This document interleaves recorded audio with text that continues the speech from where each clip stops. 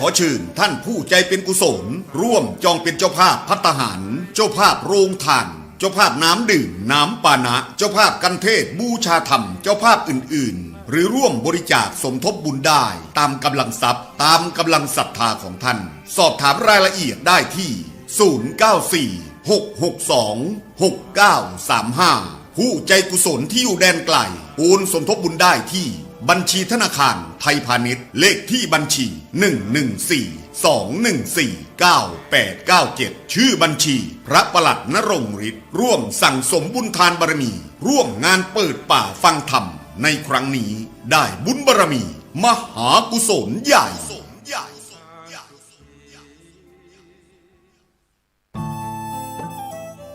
ท่านกำลังติดตามรับฟังสถานีวิทยุกระจายเสียงพระพุทธศาสนาแห่งชาติและสังคมคลื่นเพื่อการศึกษาพระพุทธศาสนาและวัฒนธรรมระบบ FM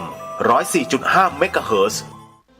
รายการต่อไปเป็นรายการคดีโลกคดีธรรมขอกราบถวายความนอบน้อมแด่พระรัตนตรัยถวายความเคารพพระมหาเถระพระเถรานุเถระทุกท่านขอเจริญสุขญาติโยมสาธุชน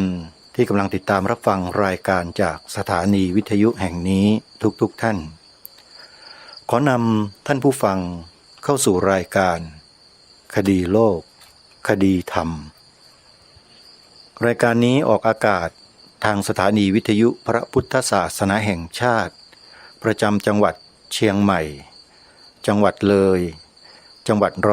101จังหวัดสุพรรณบุรีจังหวัดกาฬสินธุ์จังหวัดสุรินทร์และเครือข่ายอีกหลายๆสถานีซึ่งท่านสามารถติดตามรับฟังได้ตามปกติจากสถานีวิทยุภาคพื้นดินซึ่งมีรัศมีการออกอากาศให้กับสาธุชนติดตามรับฟังด้วยเครื่องรับส่งวิทยุทรานซิสเตอร์ FM คลื่นต่างๆเช่นวัดป่าจริยธรรมตำบลนาดอกคำอำเภอนาด้วงจังหวัดเลยคลื่น FM 96.50 เมกะเฮิรตซ์ส่งสัญญาณกระจายเสียงไปยังภาคพื้นดินให้กับสาธุชนที่สนใจสดับรับฟังธรรมะในช่วงต่างๆของทางสถานีได้ตลอด24ชั่วโมงและได้ยินได้ฟังกันอย่างกว้างขวางสถานีวิทยุวัดศรีอุดมวงศ์ตำบลศรีสงครามอำเภอวังสะพุงจังหวัดเลย FM 101.75 เมกะเฮิรตซ์ส่งสัญญาณกระจายเสียงไปยังภาคพื้นดินในพื้นที่รัศมีของการออกอากาศในอำเภอวังสะพุงและอำเภอใกล้เคียงมีธรรมะตลอด24ชั่วโมงเช่นเดียวกันสถานีวิทยุวัดฝายหินตำบลสุเทพอำเภอเมืองจังหวัดเชียงใหม่คลื่น FM 104.50 เมกะเฮิรตซ์ออกสัญญาณกระจายเสียงไปทั่วเมืองเชียงใหม่และอำเภอใกล้เคียงภายในจังหวัดเชียงใหม่สาธุชนสามารถติดตามรับฟังได้ตลอด24ชั่วโมงสถานีวิทยุวัดหนองกายตำบลสันป่ายางอำเภอแม่แตงจังหวัดเชียงใหม่คลื่น FM 99.75 เมกะเฮิรตซ์ออกอากาศส่งสัญญาณไปในภาคพื้นดินที่อำเภอแม่แตงจังหวัดเชียงใหม่และอำเภอใกล้เคียงสามารถติดตามรับฟังธรรมะที่ช่องนี้ได้เช่นกันตลอด24ชั่วโมงสถานีวิทยุวัดหนองกายวัดบ้านปลาคูนขออภัยตำบลท่าหาดยาวอำเภอโพนทรายจังหวัด101คลื่น FM 104.50 เมกะเฮิรตซ์ออกอากาศให้สาธุชนติดตามรับฟังกันในพื้นที่รัศมีของการออกอากาศไปได้กว้างไกลหลายอำเภอรวมถึงอำเภอท่าตูมจังหวัดสุรินทร์อำเภอหลายๆอำเภอ ในจังหวัด101และบางส่วนของมหาสารคามมีธรรมะให้ติดตามรับฟังกันตั้งแต่6 โมงเช้าไปจนกระทั่งถึง4 ทุ่มโดยประมาณสถานีวิทยุวัดอารามมงคลตำบลยางตลาดอำเภอยางตลาดจังหวัดกาฬสินธุ์ FM 89 เมกะเฮิรตซ์ออกอากาศธรรมบรรยายของพระอาจารย์สมภพโชติปัญโยเป็นหลักแล้วก็มีท่านเจ้าอาวาส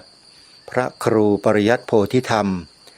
ออกรายการสดให้สาธุชนได้ฟังกันทุกวันในช่วงค่ำๆของทุกวันเพื่อรณรงค์เชิญชวนศรัทธาสาธุชนทำกิจกรรมที่เป็นประโยชน์มีสาระและมีความบันเทิงในธรรมซึ่งได้ติดตามรับฟังกันอยู่เป็นประจำส่งกระจายเสียงออกไปกว้างไกลหลายๆพื้นที่ของจังหวัดกาฬสินธุ์จังหวัดมหาสารคามและบางพื้นที่ของจังหวัดขอนแก่นสามารถติดตามรับฟังได้ตลอด24 ชั่วโมงเช่นเดียวกันสถานีวิทยุวัดสามชุกตำบลสามชุกอำเภอสามชุกจังหวัดสุพรรณบุรี FM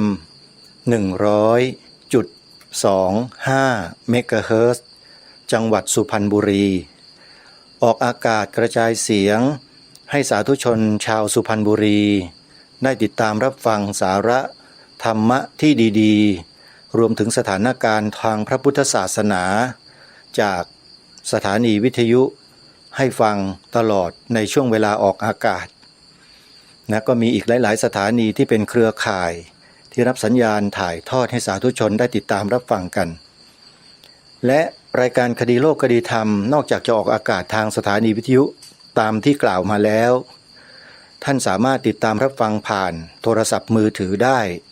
โดยการดาวน์โหลดแอปพลิเคชันที่ชื่อว่าวิทยุพุทธศาสนาทั่วไทยวิทยุพุทธศาสนาทั่วไทยเป็นแอปพลิเคชัน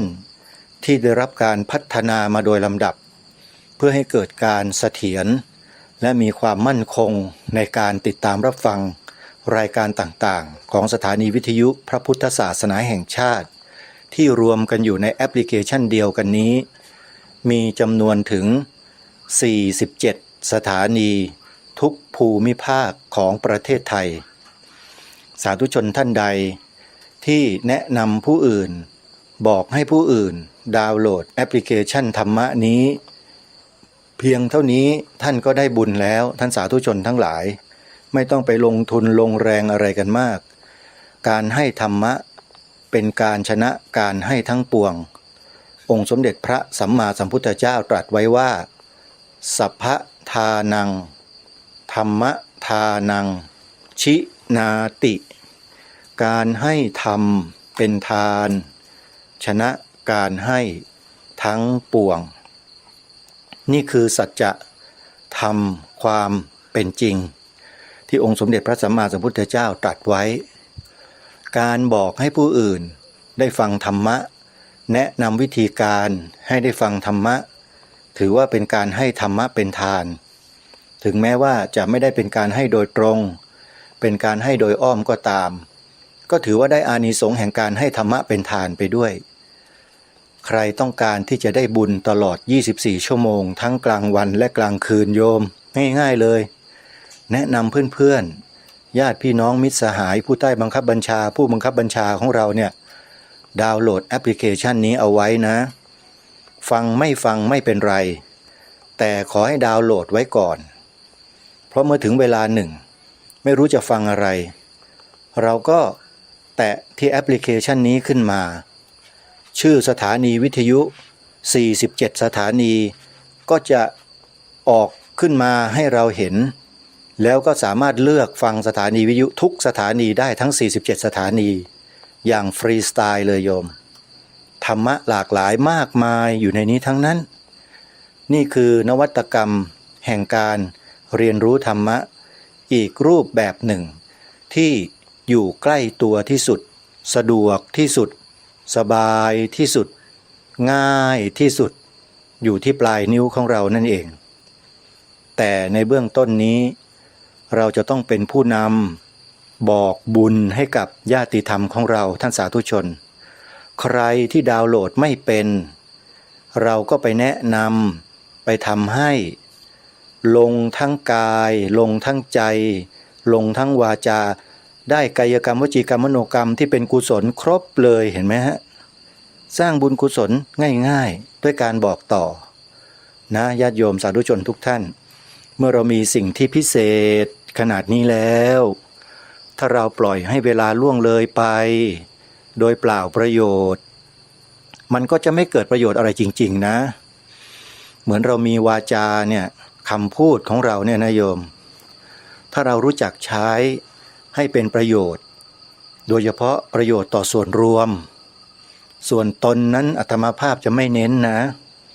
เพราะคนเราถ้าทำประโยชน์ส่วนรวมแล้วประโยชน์นั้นก็จะมาถึงตนก็คือตัวเราด้วยเราไม่ต้องมาทำให้ตัวเองอย่างเดียว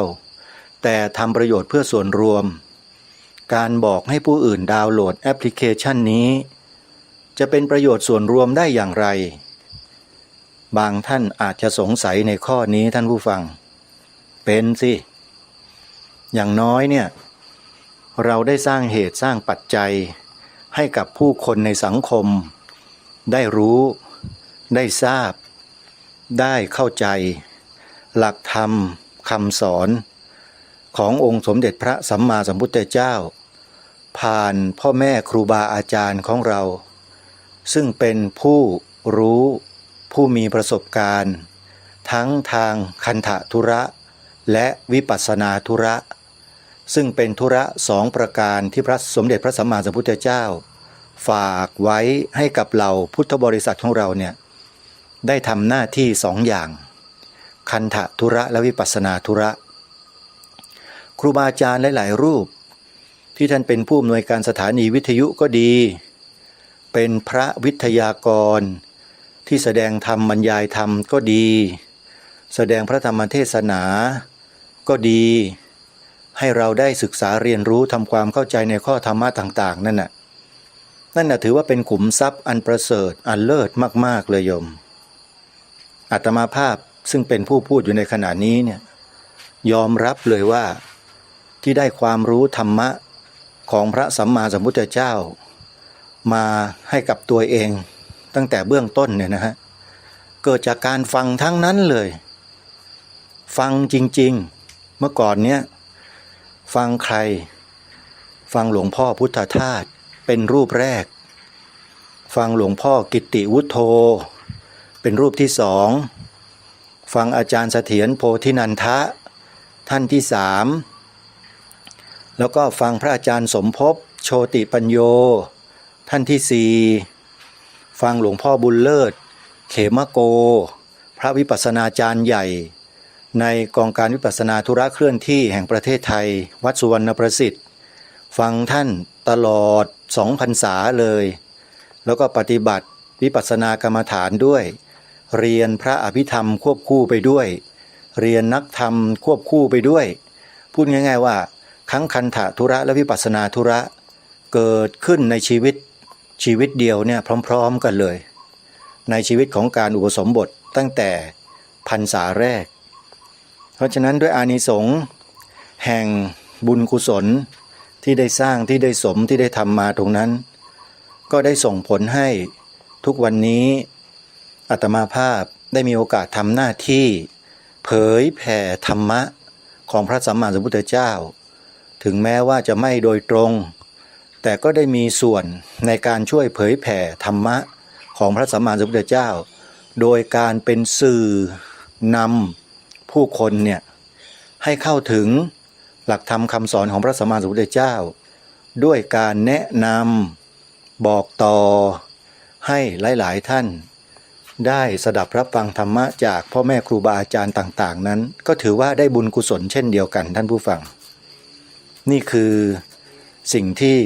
ภาคภูมิใจในฐานะที่ตนเองมีส่วนในการช่วยแพร่กระจายขยายธรรมะไปสู่ผู้คนในสังคมไม่ว่าจะเป็นในวงแคบๆในวงกว้าง หรืออย่างไรก็ตามก็ถือว่าได้กระทำหน้าที่ตรงนั้นทุกวันนี้ครูบาอาจารย์ของเราทำหน้าที่เผยแผ่ธรรมะกันอย่างต่อเนื่องแล้วก็เป็นวงกว้างมากที่สุดเท่าที่เป็นปรากฏการณ์ที่เคยเกิดขึ้นในบ้านเมืองนะโยมนะเพราะว่าสมัยก่อนเนี่ยพ่อแม่ครูบาอาจารย์ของเราท่านแสดงธรรมเนี่ยนะท่านแสดงอยู่ในศาลาวัดอยู่ในพื้นที่ของวัดอยู่ในพื้นที่จำกัดมีไมโครโฟนมีเครื่องเสียงลำโพงก็ดังไปแค่ระยะใกล้ๆแค่นี้เองคนฟังก็มีจำนวนไม่มาก100 200 300อย่างมากก็เป็นพันคนแต่ทุกวันนี้สื่อสารสนเทศดิจิตอลสื่อออนไลน์สื่อโซเชียลวิทยุกระจายเสียงสถานีโทรทัศน์ผ่านดาวเทียมสถานีโทรทัศน์ YouTube Facebook มากมายก่ายกองเยอะแยะไปหมดเลยเทคโนโลยีที่ทันสมัยนี่เราได้มีโอกาสศึกษาสัมผัสธรรมะของพระสัมมาสัมพุทธเจ้าผ่านสิ่งที่เป็นเทคโนโลยีสมัยใหม่นี้กันได้มากมายแล้วก็ง่ายขึ้นเยอะเลยทีเดียวนี่แหละเรียกว่าเป็นความโชคดีของพวกเราอย่างมากแต่สาธุชนทั้งหลายในความโชคดีนั้นน่ะมันก็มีความโชคร้ายซ่อนอยู่เหมือนกันนะความโชคร้ายในความโชคดีคืออะไรก็คือพวกเราเนี่ยอยู่ในความโชคดีแต่บางทีก็โชคร้ายยังไงมีคนเขาชี้ทางให้มีคนเขาบอกทางให้ว่าเดินไปทางนี้สิเดินไปแล้วนะจะได้ประโยชน์อย่างนี้เป็นประโยชน์เบื้องต้นประโยชน์ท่ามกลางแล้วก็ประโยชน์ที่สุดสูงสุดก็คือประโยชน์อันสูงสุดก็คือพ้นทุกข์กล่าวคือพระนิพพานแต่ในความโชคดีดังกล่าวก็มีคนที่โชคร้ายคือไม่สนใจไม่ใส่ใจ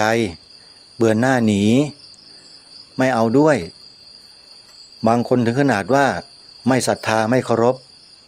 นะแล้วก็ลบหลู่ดูหมิ่นเข้าไปอีก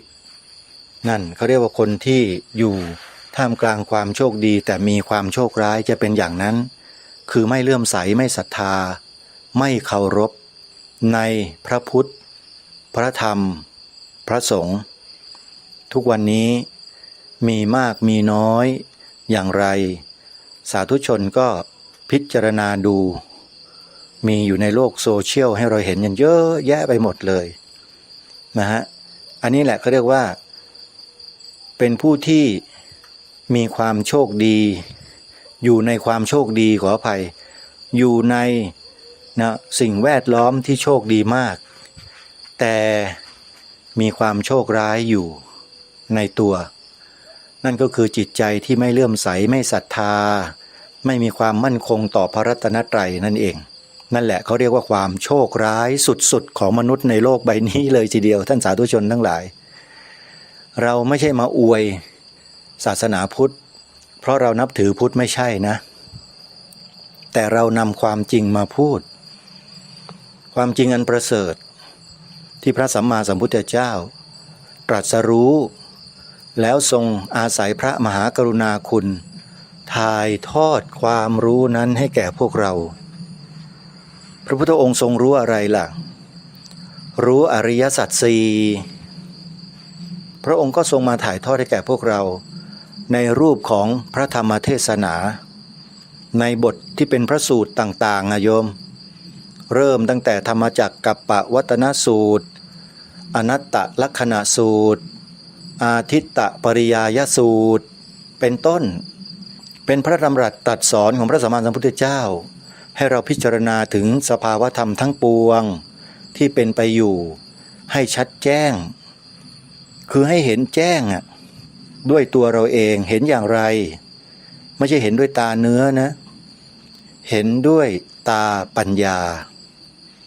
ตาปัญญามันอยู่ข้างในเนี่ยโยมมือสัมผัสไม่ได้กายสัมผัสไม่รู้ดูด้วยตาก็ไม่เห็นดมด้วยจมูกก็ไม่รู้กลิ่น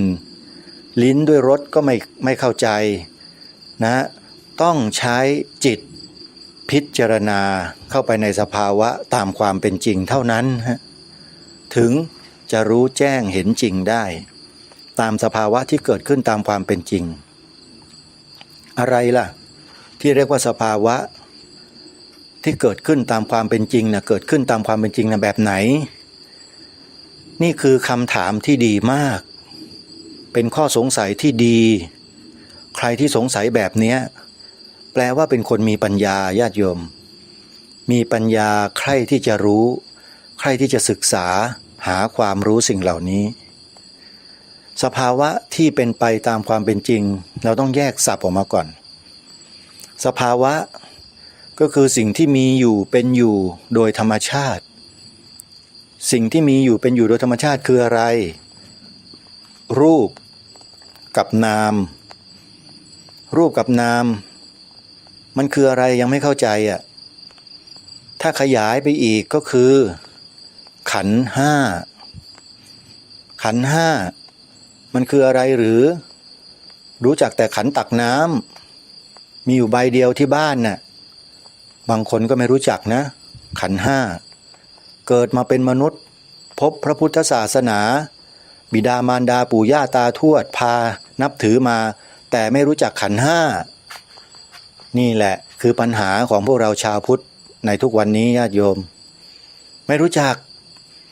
นี่แหละคือสภาวะที่มันเกิดขึ้นอยู่ตลอดเวลาและมันไม่ได้เกิดอย่างเดียวนะมันดับไปด้วยเกิดแล้วดับเลยแวบเดียวดับเกิดแล้วดับเกิดแล้วดับนี่คือสภาวะนี่แหละคือเกิดขึ้นตามความเป็นจริงแบบนี้ท่านผู้ฟังองค์สมเด็จพระสัมมาสัมพุทธเจ้าให้เรามาศึกษาตรงนี้แหละศึกษาไปแล้วมันได้อะไรอ่ะนี่ก็เป็นคำถามที่ดีอีกเหมือนกันโยมดีมากเลยโยมศึกษาแล้วได้อะไรได้ปัญญาตอบแบบกำปั้นทุบดินเลยได้ปัญญาแล้วปัญญาไปทำอะไรล่ะปัญญาก็เอาไปช่วยเหลือชีวิตตัวเองที่มันทุกข์ระทมตรมเศร้าอยู่ทุกวันเนี้ยพอเราศึกษาเรียนรู้ดูอาการเป็นไปตามความเป็นจริงเข้าใจมันแล้วความทุกข์ระทมตรมเศร้าทั้งหลายหายเกลี้ยงหมดเลยเพราะอะไรมาเข้าใจตามความเป็นจริงนั่นเองเห็นไหมมีแค่เนี้ยวิธีการดับทุกข์ของพระสัมมาสัมพุทธเจ้ามีแค่นี้แต่เราจะเข้าใจและทำไปถึงไหมนั่นก็เป็นอีกวิธีหนึ่งเป็นวิธีการที่พระองค์ทรงวางไว้โยมเราก็ต้องทำการศึกษาเรียนรู้ไปตามลำดับขั้นที่พระองค์ทรงวางไว้ธรรมะที่ปฏิบัติไปสู่ความหลุดพ้นหรือพ้นทุกข์ทั้งปวงกล่าวคือพระนิพพานดับไม่มีส่วนเหลือเนี่ยคือธรรมะที่มีอยู่37ประการทางรายการเคยพูด37ประการนี้มาบ่อยมากญาติโยมที่ฟังรายการมาก็คงจะทราบอยู่แล้ว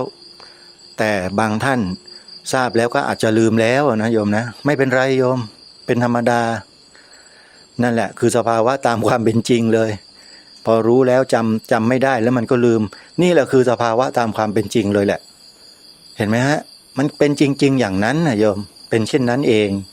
หลวงพ่อพุทธทาสท่านสอนท่านบอกเราว่าเป็นเช่นนั้นเอง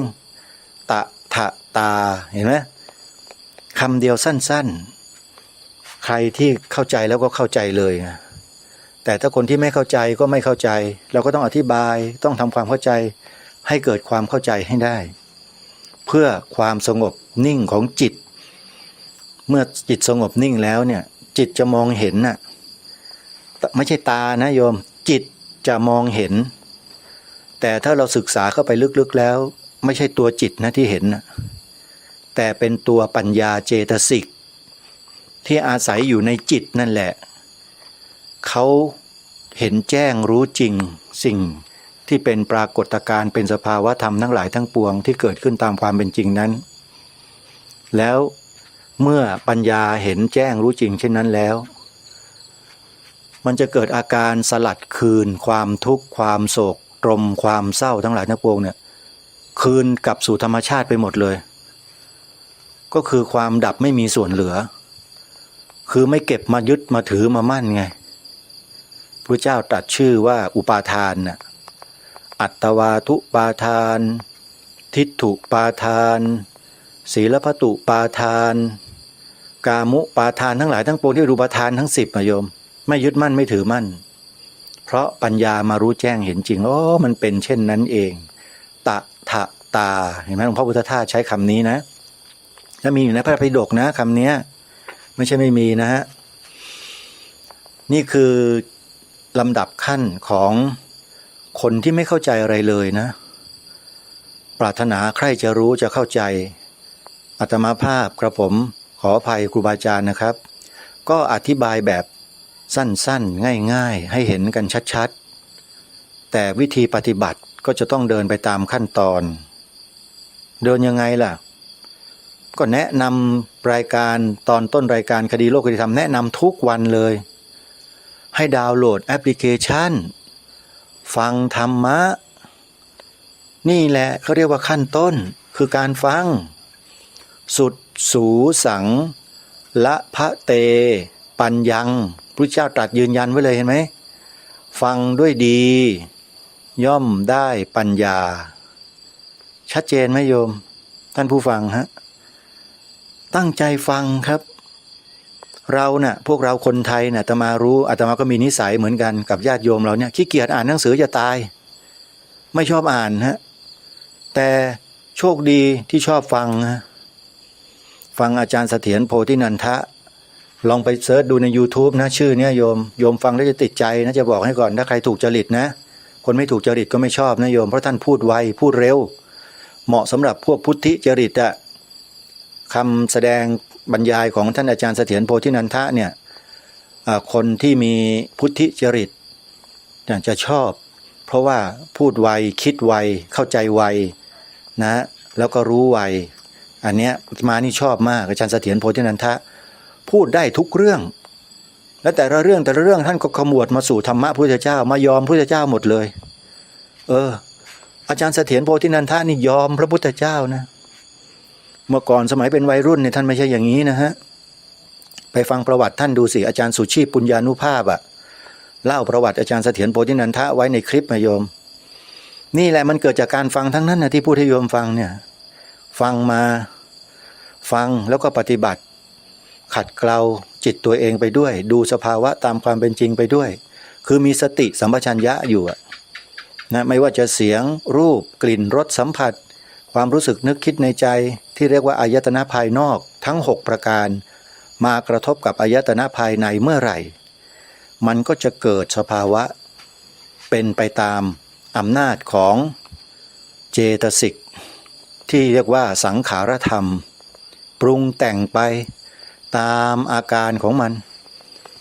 ดีบ้างไม่ดีบ้างดีใจบ้างเสียใจบ้างสนุกสนานเฮฮาบ้างเศร้าโศกหงอยเหงาบ้างถึงขนาดเป็นโรคซึมเศร้าบ้างแต่อาตมาไม่เคยเป็นนะโยม ไม่เคยรู้จักซึมเศร้ามันเป็นยังไงถ้าคนที่มีอาการเป็นโรคซึมเศร้าเนี่ยโยมทราบไหมว่าเป็นคนที่น่าสงสารมากเขาไม่รู้อะไรเลยตามความเป็นจริงของโลกคนประเภทนี้มีอัตวาทุปาทานทิฏฐุปาทานแรงมากยึดมั่นถือมั่นในตัวตนแล้วก็ทิฏฐิความเห็นของตนเองแก้ลำบากที่สุดแต่ถามว่าแก้ได้ไหมได้ใครที่มีลูกหลานมีญาติพี่น้องเพื่อนสหายที่ซึมเศร้านะโยมอยากจะให้หายไหมเล่าอาตมาภาพจะแนะนำให้ไปเข้าคอร์ส3 วัน 3 คืนกลายเป็นคนเดิม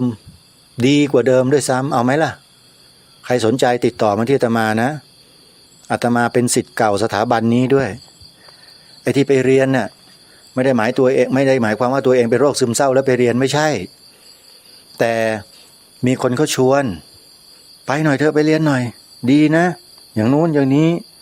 ถ้าไม่ไปก็ไม่รู้หรอกพวกชวนแล้วนี่ไปซะหน่อยพอไปเห็นเขาไปทำกิจกรรมกันเราก็นึกว่าในใจว่าเราต้องมาทำอะไรแบบนี้ด้วยเหรอมันจำเป็นด้วยไหมนะจิต ที่มันเป็นอกุศลน่ะมันมีอยู่นะอาตมาไม่ใช่บรรลุอรหันต์นะโยมความสงสัยมันยังเหลืออยู่สงสัยในข้อปฏิบัติในวิธีการนะที่สถาบันองค์กรหน่วยงานอะไรต่างๆเนี่ยที่เขาจัดเขาทำกันเนี่ยแล้วก็เรียกหาสมาชิกเข้าไปอบรมไปฝึกฝนไปเรียนรู้เนี่ยนะมันมีอยู่ในสังคมอาตมาก็สงสัยแต่ในธรรมะพุทธเจ้าเนี่ยไม่สงสัยแล้วไม่สงสัยเพราะเชื่อมั่นแล้วว่าคำสอนพุทธเจ้านั้นดีที่สุดในโลกไม่มีอะไรจะดีเท่ากับคำสอนพุทธเจ้าแล้วโยมอันนี้เชื่อมั่น100%เลยไม่มีการพลิกแปลงเปลี่ยนแปลงไปเชื่อพระเจ้าที่ไหนอีกแล้วโยมอาตมาเนี่ยมาบั่นคอก็ไม่เชื่อมาไม่กลัวเลยจริงๆขอให้พระสัมมาสัมพุทธเจ้าเนี่ยอยู่บนศีรษะตลอดกาลปัญญาสัมมาทิฏฐิฝังอยู่ในก้นบึ้งอนุสัยของจิต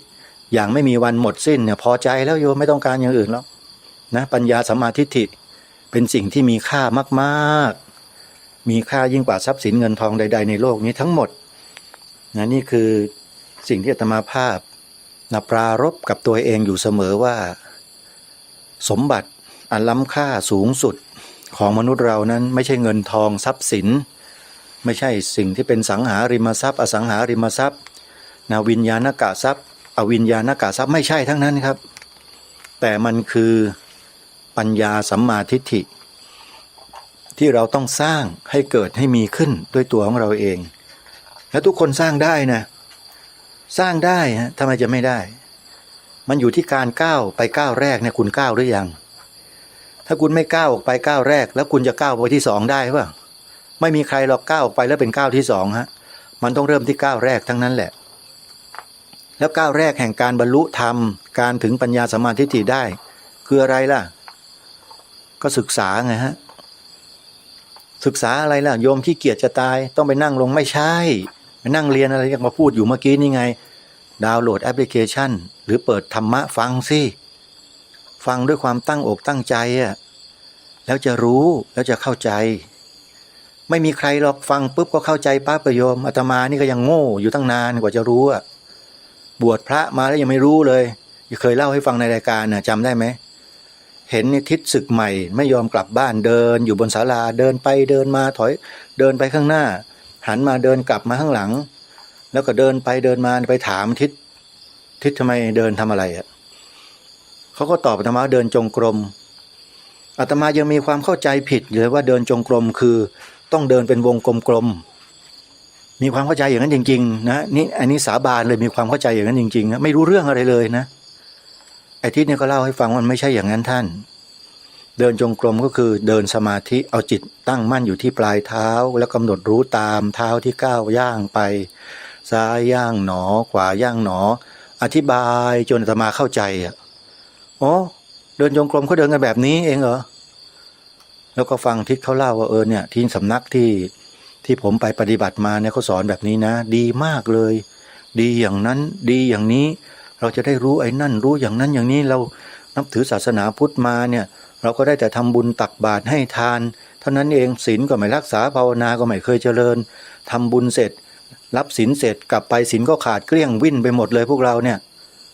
พิจารณาตามมันเป็นจริงให้ตามที่เขาว่าจริงๆแล้วจะทำยังไงล่ะก็ไปเรียนสิสนใจไหมสนใจไหมมีครูบาอาจารย์ท่านสอนอยู่ดีมากเลยโอ้โหพอได้ยินวิปัสสนากรรมฐานเท่านั้นแหละตัดสินใจทันทีเลยย้ายวัดไม่อยู่แล้ววัดเนี้ยที่บวชเนี่ยไปเลยฮะขอลาเจ้าวาดไปโดยไม่ได้พิจารณาอะไรเลยนะว่ามันเป็นวันอะไรมันจะเข้าพรรษาแล้วใช่ไหมอะไรไม่สนใจใจมันไปแล้วโยมไปแล้วไปวัดพนมพนาวาสตอนนั้นปี2534ตมาบวชปี34โยมนะไปแล้วใจลาเจ้าวาดก็เอาไปไอ้ทิศดุสิตพาไปดูที่ชื่อดุสิตหลวงพระอาจารย์รองเจ้าวาดพระครูสุทธิสารวิบูลย์พระอนุสาวนาจารย์อาตมาเนี่ยหรือวัดหนองแหนโยมวัดหนองแหนใครที่เป็นลูกหลานญาติโยมอยู่ที่วัดหนองแหนตำบลหนองแหนอำเภอพนมสารคามจังหวัดฉะเชิงเทราเนี่ยอาจารย์โยมแม่อาตมาเป็นชาวฉะเชิงเทรานะไปอยู่ที่วัดพนมพนาวาสอันนี้ไม่เล่าแล้วล่ะ เล่าฟังให้หลายครั้งแล้วมันก็เจออุปสรรคปัญหาตั้งแต่ต้นเลยเจ้าว่าท่านนิ่งๆนิ่งๆไม่สนใจเราก็ใจตกไปอยู่ตะตุ่มแล้วได้กลับวัดแล้วอับอายขายขี้หน้าเหลือเกินอุตส่าห์ตั้งใจมาแล้วไม่ได้อยู่เศร้าใจนั่งก้มหน้าก้มตาเจ้าวาดก็บอกให้ไปดูกุฏิเท่านั้นแหละชีวิตก็เปลี่ยนเลยนะตั้งแต่นั้นมาก็ทั้งปริยัติทั้งปฏิบัติทั้งคันธธุระและวิปัสสนาธุระศึกษาทั้งสองประการสองอย่างเนี่ยควบคู่กันไปเนี่ยบอกได้เลยว่าชีวิตนี้ไม่เอาอะไรแล้วโยมต้องการที่จะถ่ายทอดประสบการณ์และความรู้ที่ตนเองได้มานี่แหละให้กับคนที่ยังไม่รู้แล้วก็ใคร่ที่จะรู้เหมือนกับอาตมาที่ไปเจอทิศคนเนี้ยตอนบวชใหม่ๆเป็นพระใหม่ๆเนี่ยบวชไม่กี่วันเองไปเจอทิศคนนี้พูดให้ฟังเท่านั้นแหละธรรมสัญญาเก่านะมันน่าจะมานะโยมนะทำให้อาตมานี่โอ้โหใจนี่ไปหมดแล้วอะไม่อยู่แล้ววัดนี้เพราะเขาไม่ได้มีสอนอะไรท่องมนต์ท่องมนต์ท่องมนต์ไปกิจนิมนต์สวดมนต์ฉันเพลไม่ได้ว่าครูบาอาจารย์นะครับแต่เป็นความจริงเพราะไม่ได้เรียนน่ะไม่ใช่สำนักเรียนนะโยมวัดต่างๆโยมอย่าไปว่าท่านนะอันนี้มันขึ้นอยู่กับบุญวาสนาและบารมีของแต่ละคนไม่เหมือนกันโยมนะคนเรานั้นสร้างมาต่างกันโยมเมื่อมาเกิดในภพนี้ชาตินี้เวลาดำเนินชีวิตมันก็ดำเนินต่างกันมันจะเหมือนกันได้ยังไงเราคนเราแต่ละคนมันก็แต่ละคนก็มีเฉพาะของตนใช่ไหมฮะแต่นี้คนที่เคยบำเพ็ญมาแต่อดีตเนี่ยถ้ามีบุญญาบารมีมาเนี่ยนะพอได้ยินหรือเห็นได้รู้ได้ฟังอะไรใครก็แล้วแต่ธรรมสัญญาที่เราเคยสั่งสมไว้ทำไว้ในอดีตมันจะขึ้นมานะขึ้นมาเองเลยโดยที่ไม่ต้องให้ใครมากระตุ้นมาบังคับอะไรมากมายหรอกฟังและพิจารณาตามเท่านั้นน่ะธรรมสัญญาเก่ามันก็มาศรัทธามันก็เกิดขึ้นอย่างเต็มเปี่ยมเลยโยมนี่จะให้เล่าช็อตต่อช็อตต่อช็อตเนี่ยจะมาเล่าเนี่ย2-3 ชั่วโมงก็ไม่หมด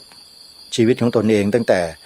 เริ่มต้นของการบวชมาเนี่ยโยมโอ้ยมันเป็นอะไรที่น่าสนใจอ่ะเอาเงี้ยน่าสนใจนะฝึกฝนอบรมตนด้วยสติปัฏฐาน4นะตั้งแต่บวชในวาระแรกของชีวิตเลยโชคดีจริงๆนะครูบาอาจารย์หลายๆรูปนะครับที่ท่านโลดแล่นอยู่ในแวดวงสังคมของพระสงฆ์เราเนี่ยอยู่ในสายเผยแผ่สายอะไรก็แล้วแต่เถอะท่านมารู้จักวิปัสสนากรรมฐาน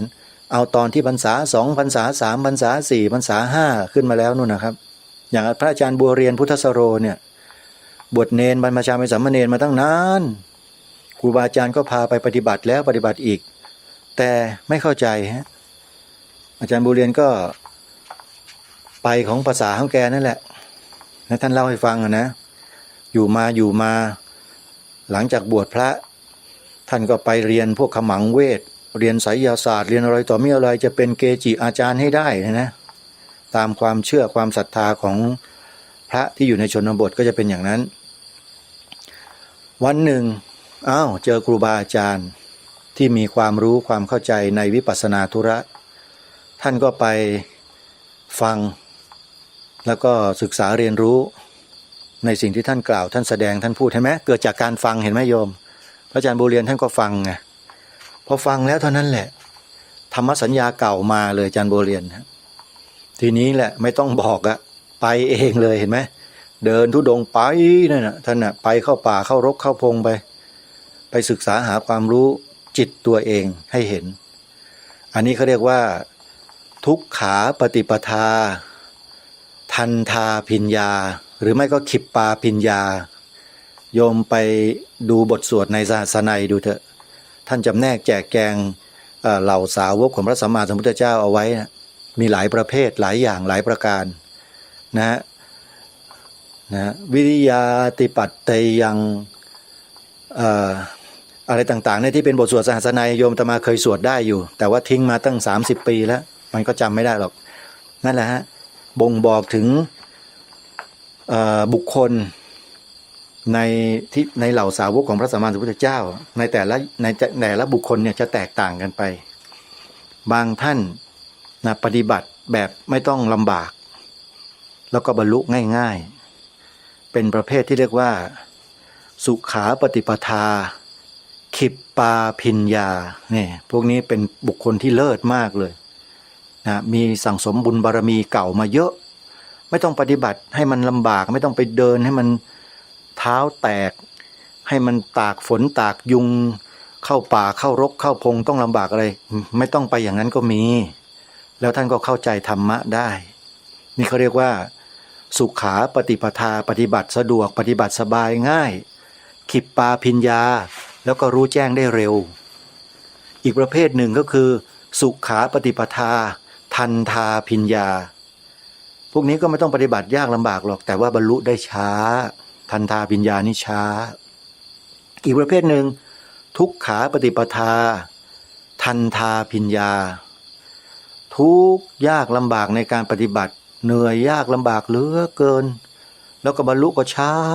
าคือประเภทนี้อีกประเภทหนึ่งก็คือทุกขาปฏิปทาขิปปาพิญญาปฏิบัติลำบากยากเข็ญแต่บรรลุได้ไวก็มีเนี่ยฮะพระองค์ทรงจำแนกบุคคลผู้เป็นนักปฏิบัติที่บรรลุธรรมเนี่ยจะมีลักษณะเช่นนี้และผู้ไม่บรรลุล่ะมีไหมเยอะแยะเต็มไปหมดเต็มโลกเลยโยมดูสิ7,000 ล้านกว่าคนตอนนี้ทั่วโลกมีกี่คนล่ะที่จะบรรลุแบบนี้มีไม่เท่าไหร่เองแล้วพวกเราเนี่ยที่ฟังรายการอยู่เนี่ยไม่รู้ตัวเหรอว่าเป็นคนที่โชคดีที่สุดในโลกเนี่ยพวกเราเนี่ยไม่รู้ตัวกันจริงๆเหรอโยมว่าเป็นคนโชคดีที่ได้ฟังธรรมอยู่ทุกวันผ่านแอปพลิเคชันวิทยุพุทธศาสนาทั่วไทยเนี่ยผ่านสถานีวิทยุพระพุทธศาสนาแห่งชาติประจำจังหวัดต่างๆที่จะมาได้อ่านนำรายชื่อมาประกาศเมื่อตอนต้นรายการพวกเราเนี่ยมันโชคดีแค่ไหนเนี่ยรู้กันไหมมนุษย์อีกจำนวนมากมายมหาศาลกำลังรบราฆ่าฟันกันด้วยเทคโนโลยีอาวุธที่ทันสมัยตายกันเกลื่อนไปหมดเลยเห็นไหมออกลงคลิปกันเนี่ยโยนระเบิดลงมาจากโดรนน่ะไอคนที่หลบอยู่ในหลุมคิดว่าจะรอดนะโดนระเบิดตายแบบง่ายๆเลยเห็นไหมนั่นน่ะชีวิตน่ะนอกจากไม่ใช่ทุกขาปฏิปทาแล้วก็ไม่ใช่ขิปปาพิญญาไม่ใช่ทันทาพิญญาด้วยไม่ต้องพูดถึงสุขาปฏิปทาเลยฮะมันไม่มีเลยแม้แต่นิดเดียวเห็นไหมล่ะแล้วพวกเราเนี่ยดูสิอยู่บนประเทศบนแผ่นดินที่เป็นแผ่นดินธรรมแผ่นดินทองเนี่ยนะเป็นแผ่นดินธรรมแผ่นดินทองดีอยู่แล้วใครไปยกเลิกก็ไม่รู้ใช่ไหมป่านนี้ยังไม่นำกลับมาอีกเลยเนี่ยโครงการแผ่นดินธรรมแผ่นดินทองอ่ะอาตมานี่อยู่ในยุคนั้นนะจะบอกให้ยุคแผ่นดินธรรมแผ่นดินทองเหมือนกับญาติโยมเรานี่แหละบ้านเมืองสงบร่มเย็นลูกหลานเยาวชนเรามีความสัมมาคารวะรู้จักพี่ป้าน้าอาไปมาหาสู่ยกมือไหว้ไปลามาไหว้ไม่เคยที่จะปฏิบัติผิดจารีตวัฒนธรรมประเพณีเลยแต่พอมายุคนี้เป็นไงยุคดิจิตอลยุคโซเชียลยุคอะไรต่อไม่อะไรก็ไม่รู้ลูกหลานเยาวชนเราเป็นยังไงบ้างโยมว่าง่ายสอนง่ายไหมมีสัมมาคารวะต่อผู้ใหญ่ไหมรู้จักพี่ป้าน้าอาไปมาลาไหว้ไหมไม่มีเลยมีแต่ก็น้อยเหลือเกินจริงไหมเห็นความเปลี่ยนแปลงไหมโยมว่ามันเปลี่ยนแปลงได้ไวมากไอ้ที่มันเปลี่ยนแปลงไวมากมันเกิดจากอะไรล่ะเกิดจากการดูและการฟังเด็กเยาวชนทุกวันนี้ดูอะไรฟังอะไรที่อยู่ในมือถือมีแต่สิ่งที่ไร้สาระทั้งนั้นเลยใช่หรือไม่นั่นแหละคือการบ่มเพาะเอาความที่ไม่ดีไม่งามเข้าสู่กระแสจิตใจของตัวเขาเองโดยที่บิดามารดาพ่อแม่ปู่ย่าตายายก็ไม่สามารถที่จะควบคุมดูแลเขาได้เพราะอะไรเพราะสถาบันการศึกษาของไทยเราเนี่ยสอนเด็กในเรื่องอะไรประชาธิปไตยสิทธิเสรีภาพเสรีนิยมพาราดอนภาพเด็กก็นำเอาไปใช้สิมันสิทธิของผมอะพ่อแม่มาเกี่ยวอะไรกับผมด้วยปู่ย่าตายายอย่ามายุ่งผมมีสิทธิ์ในชีวิตของผมเห็นไหมมันเกิดจากการศึกษา อาตมาถึงบอกพวกเราทุกท่านทุกคนไงว่าพยายามศึกษาเรียนรู้สิ่งที่พ่อแม่ครูบาอาจารย์ท่านเทศท่านแสดงท่านกล่าวท่านสอนเราไว้นะโยมนะ ใจเราจะได้ไม่ไหลไปสู่กระแสที่ต่ำในลักษณะเช่นนั้นมีลูกจูงลูกมีหลานจูงหลานเข้าวัดฟังธรรมมีเพลงอยู่เพลงหนึ่งชื่อเพลงเข้าวัดฟังธรรมเคยฟังไหมโยมเคยฟังไหมเข้าวัดฟังธรรมไหว้พระเช้าค่ำทำความดีที่เนื้อเพลงก็เป็นแบบเนี้ยปรวีทับซ้ายเป็นคนเขียนเพลงนี้ให้กับครูยาได้ร้องของศูนย์วิปัสสนานิมิตใหม่สังเวชนียสถานนะโยมจำกันได้เนาะเคยฟังไหมโยมเข้าวัดฟังธรรมไหว้พระเช้าค่ำทำความดีภาวนาหาความสุขีสร้างบารมีนั่นแหละไม่ให้มนมองลักษณะนี้นะขออภัยขอเข้ามาครูบาอาจารย์ด้วยนะครับให้มันสมจริงสมจังสักนิดหนึ่งเดี๋ยวจะว่าพระครูประหลัดนรงฤทธิ์นี่ร้องเพลงไม่เป็นไม่ได้ร้องนะฮะเป็นแค่ตัวอย่างเพราะอดีตเคยเป็นนักร้องที่ลงแข่งขันครั้งใดก็ได้ที่หนึ่งทุกครั้งเลยสมัยเป็นนักเรียนชั้นประถมนะฮะเป็นนักร้องโยมไปร้องประกวดที่เวทีทั่วๆไปก็ได้รองชนะเลิศแค่นั้นเองไม่ได้ที่หนึ่งกับเขาหรอกก็เป็นประสบการณ์นะชีวิตโยมก็ทิ้งมันไปเถอะอย่าไปสนใจมันนะโยมนะเอาสิ่งที่มันอยู่เฉพาะหน้าเราดีกว่าก็ปรารภมาจนถึงตรงนี้ก็อยากจะบอกกับสาธุชนทุกท่านว่าชีวิตคนเราเนี่ยนะโยมนะมันอยู่กับลมหายใจเข้ากับลมหายใจออกตลอดเวลาเรามีเครื่องมืออันประเสริฐอยู่กับกายของเราเนี่ยคือลมหายใจเนี่ยนะเราก็ปล่อยเข้าปล่อยออกดึงเข้าปล่อยออกทิ้งไปโดยไม่มีประโยชน์อะไรเลยแต่ละวันหลายคนไม่ได้ประโยชน์จากลมหายใจแต่ก็เข้าใจกันว่าได้ประโยชน์เพราะว่าลมหายใจทำให้ชีวิตเรานั้นยืนหยัดอยู่ได้ดำรงมั่นอยู่ได้เพราะลมหายใจใช่ฮะมันเป็นเรื่องปกติธรรมดาของสิ่งมีชีวิตทั่วโลกแหละนะก็ต้องอาศัยลมหายใจกันทั้งนั้นแหละแต่ที่กล่าวเนี่ยก็หมายความว่าประโยชน์ที่จะได้จากลมหายใจที่มันสูงกว่านั้นที่มากกว่านั้นน่ะโยมเคยไหมเคยรู้เคยเข้าใจไหมเคยทราบไหมว่ามันคืออะไรไอ้ที่ไม่รู้น่ะเพราะอะไรถึงไม่รู้ตอบแทนก็ได้โยมเพราะไม่เคยฟังคำอธิบายของพ่อแม่ครูบาอาจารย์ที่ท่านเป็นผู้รู้ผู้มีประสบการณ์ในการกำหนดรู้ลมหายใจเข้าออกที่เรียกว่าอานาปานสติในแวดวงของพระสงฆ์ไทยเราที่เป็นระดับครูบาอาจารย์ที่เป็นที่เคารพนับถือของผู้คนเนี่ยนะเท่าที่เห็นที่รู้มีอยู่2รูปที่เจริญอานาปานสติแล้วนำมาถ่ายทอดมาเผยแพร่เป็นล่ำเป็นสันเลยมีอยู่2รูปฮะ1หลวงพ่อพุทธทาสภิกขุอันนี้อานาปานสติแน่นอนรูปที่2พระอาจารย์สมภพโชติปัญโยของเรานี่แหละที่อาตมาภาพเคารพศรัทธาท่านมากอธิบายธรรมอุปมาอุปไมยต่างๆเนี่ยสุดยอดพระอาจารย์สมภพเนี่ยถือว่าเป็น2องค์นี่แหละโยมที่เจริญอานาปานสติในระดับแนวหน้าของประเทศไทยของเรานอกนั้นท่านก็มีความพิเศษมีความถนัดความเชี่ยวชาญชำนาญแตกต่างกันไปก็เรียกว่ามีคุณสมบัติที่แตกต่างกันไปแล้วก็ถือว่ามีคุณภาพด้วยกันทั้งนั้นไม่ว่าจะเป็น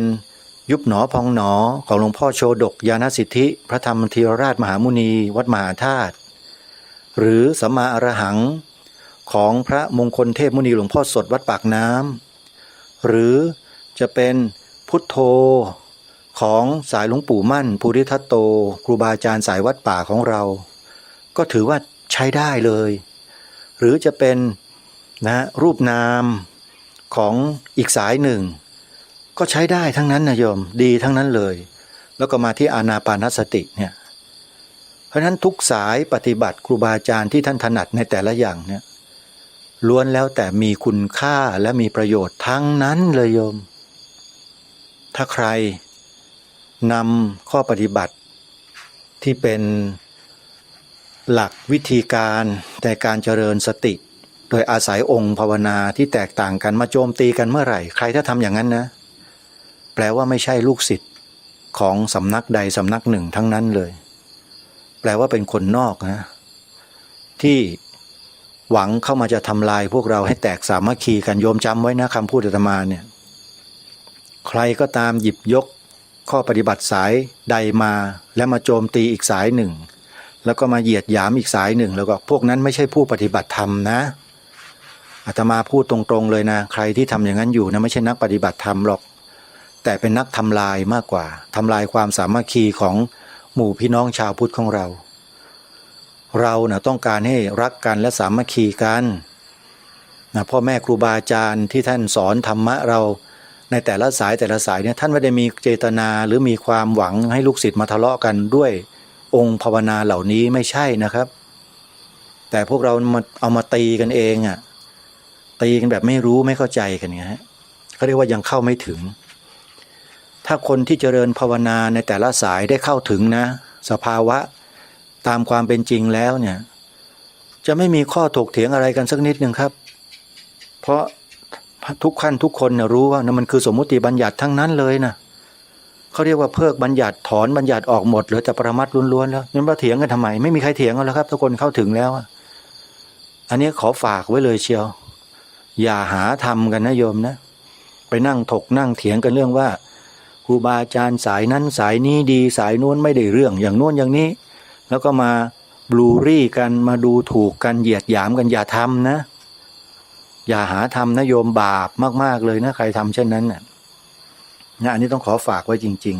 ๆนะวันนี้รายการคดีโลกคดีธรรมเนี่ยนะพูดจาภาษาธรรมะมากไปนิดนึงนะโยมเนาะคนที่เป็นพวกญาติโยมที่เป็นฮาร์ดคอร์นี่ก็ผิดหวังนิดนึงนะวันนี้อาตมาถ้าจะพูดธรรมะเนี่ยอาตมาก็พูดได้ปฏิบัติวิปัสสนากรรมฐานก็พูดได้สมถะก็พูดได้โยมแต่จะพูดหรือไม่พูดเท่านั้นเองในฐานะที่ผ่านประสบการณ์การปฏิบัติวิปัสสนากรรมฐานมาตั้งแต่เริ่มต้นของชีวิตการบวชเป็นความโชคดีของอาตมาที่ได้สั่งสมไว้ในอดีตสิ่งเหล่านี้ก็เลยติดตัวไปโดยตลอดนะโยมไม่มีวันหายไปไหนหรอกคือกระแสของวิปัสสนาญาณเนี่ยนะโยมจำไว้เมื่อใครเข้าไปสู่ญาณไหนแล้วเนี่ยนะจะอยู่ที่นั่นตลอดนะจะไม่มีวันเสื่อมเลยแล้วก็ไปต่อยอดเอาเรื่อยๆมีเวลามีโอกาสก็ไปหาสถานที่บำเพ็ญภาวนาศึกษาเรียนรู้ต่อยอดกันไปอาศัยเชื้อเก่าที่เรามีอยู่นั่นแหละอาตมาภาพนี่ยังไม่ได้บรรลุญาณ16นะโยมยังไม่ถึงนะแค่นิดๆหน่อยๆเท่านั้นเองพอที่จะไปวัดไปวากับเขาได้โยมยังไม่ได้รู้อะไรมากมายหรอกรู้ก็เท่าที่ได้บอกนี่แหละโยมแล้วก็แนะนำให้พวกเราได้ดำเนินสู่เส้นทางแนวทางแห่งนี้กันนะเอาละญาติโยมสุดท้ายช่วงท้ายรายการประกาศประชาสัมพันธ์นิดนึงจะหมดเวลาเกินมานิดนึงนะครับครูบาอาจารย์ขออภัยด้วยวันที่14-15ธันวาคมที่จะถึงนี้อาตมาภาพตอนนี้อยู่ที่สวนป่าสามัคคีธรรมมาเตรียมสถานที่ให้ญาติโยมที่จะเดินทางมาร่วมงานเปิดป่าฟังธรรมในปีแรกของสวนป่าสามัคคีธรรมอยู่ที่ตำบลบ้านผืออำเภอจอมพระจังหวัดสุรินทร์เนี่ยให้ได้มาร่วมกันนะปฏิบัติดีปฏิบัติชอบแล้วก็มาฟังครูบาอาจารย์ท่านแสดงธรรมกันที่นี่นะ14ธันวาคมนะโยมนะใครจะมาก็ขอเชิญได้เตรียมอุปกรณ์เครื่องใช้ไม้สอยส่วนตัวมาด้วยนะถ้ามีที่หลับที่นอนที่เป็นเต็นท์เป็นกรดมาด้วยยิ่งดีเพราะที่นี่ไม่มีอาคารที่พักให้นะโยมนะไม่มีให้กางเต็นท์กันเองกางกรดกันเองมีต้นไม้ให้ผูกกันเท่านั้นแหละแค่คืนเดียวโยมมานะเดี๋ยวอาตมาก็จะเตรียมสถานที่ให้ใครที่จะร่วมสนับสนุนก็ขอเชิญได้ไปดูใน Facebook ส่วนตัวของอาตมาก็เห็นรายละเอียดในนั้นวันนี้เวลาหมดท่านสาธุชนต้องขอสมมุติยุติไว้ที่เพียงเท่านี้ขอความสุขความสวัสดีในธรรมแห่งองค์สมเด็จพระบรมศาสดาสัมมาสัมพุทธเจ้าจงปรากฏเกิดมีขึ้นในจิตใจของท่านผู้ฟัง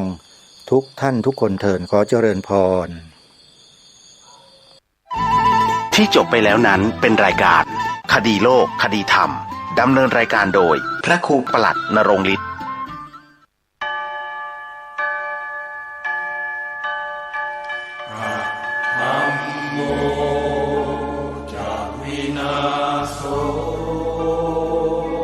สวนป่าสามัคคีธรรมบ้านสามัคคีตำบลบ้านผืออำเภอจอมพระจังหวัดสุรินทร์ขอเชิญสาธุชนร่วมงานเปิดป่าฟังธรรมในวันที่ 14 และ 15 ธันวาคม พุทธศักราช 2567 กำหนดการ 14 ธันวาคม 9 นาฬิกาเริ่มลงทะเบียน 16 นาฬิกา 30 นาทีทุกภาคส่วนพร้อมในงาน 17 นาฬิกาพิธีเปิดงาน 18 นาฬิกาทำวัดสวดมนต์เย็น 19 นาฬิกาเริ่มการแสดงธรรมโดยพระเถระครูบาอาจารย์ตลอดทั้งคืน 15 ธันวาคม 4 นาฬิกาทำวัดสวดมนต์เช้า 5 นาฬิกาพักทำกิจส่วนตัว 6 นาฬิกา 30 นาทีทำบุญตักบาตรพระสงฆ์สามเณร 7 นาฬิกาฉันภัตตาหารรับประทานอาหารมอบทุนการศึกษาเด็กนักเรียนเป็นอันเสร็จพิธีพระเถระที่แสดงธรรมมีดังนี้พระครูศรีธีราพรรองเจ้าคณะจังหวัดเลยพระครูบูรพาธรรมบัณฑิตวัดหนองโมงบูรพารามพระครูอุดมวรานุวัตรวัดศรีอุดมวงศ์พระครูจริยสารธรรมวัดป่าจริยธรรมพระครูประภัตสมาธิคุณวัดป่าบ้านผือพระครูปริยัติสุทธิวงศ์วัดหัวงัวพระครูปริยัติโพธิธรรมวัดอารามมงคลพระอาจารย์ฉลัดสุจิตโตวัดถ้ำแฝดพระครูสมุนิติศาสตร์ยานิสโรวัดบ้านคูนพระมหาบุญทันปัญญาวุฒโธวัดบุญนำมาเมตตาคำจุนพระอาจารย์สอนเพชรจันทโชโตอุทยานธรรมวังวิโมกข์พระครูสมุหารปัญญาธโรวัดป่าอาเจียงพระอาจารย์สรายุทธสิริสาโรวัดท่าพระยาจักรและองค์สรพจน์สุนทรวัดธรรมปัญญารามจึงขอบอกบุญขอเชิญชวนสาธุชนร่วมเปิดป่าฟังธรรมและขอเชิญท่านผู้ใจเป็นกุศลร่วมจองเป็นเจ้าภาพภัตตาหารเจ้าภาพโรงทานเจ้าภาพน้ำดื่มน้ำปานะเจ้าภาพกันเทศบูชาธรรมเจ้าภาพอื่นๆหรือร่วมบริจาคสมทบบุญได้ตามกำลังทรัพย์ตามกำลังศรัทธาของท่านสอบถามรายละเอียดได้ที่ 094-662-6935 ผู้ใจกุศลที่อยู่แดนไกลโอนสมทบบุญได้ที่บัญชีธนาคารไทยพาณิชย์เลขที่บัญชี 114-214-9897 ชื่อบัญชีพระประหลัดนรงค์ฤทธิ์ร่วมสั่งสมบุญทานบารมีร่วมงานเปิดป่าฟังธรรมในแม่น้ำคงคาเห็นชาวอินเดียที่มีความเชื่อในเรื่องนี้อาบน้ำล้างบาปในแม่น้ำคงคาก็ย้อนเข้าไปสู่พระสูตรนี้ดังนี้นะครับท่านผู้ฟังในสังคารวสูตรวันหนึ่งพระอานนท์เข้าไปบิณฑบาตรู้กิตติศัพท์ว่านายสังคละหรือว่านายสังครนะครับถือ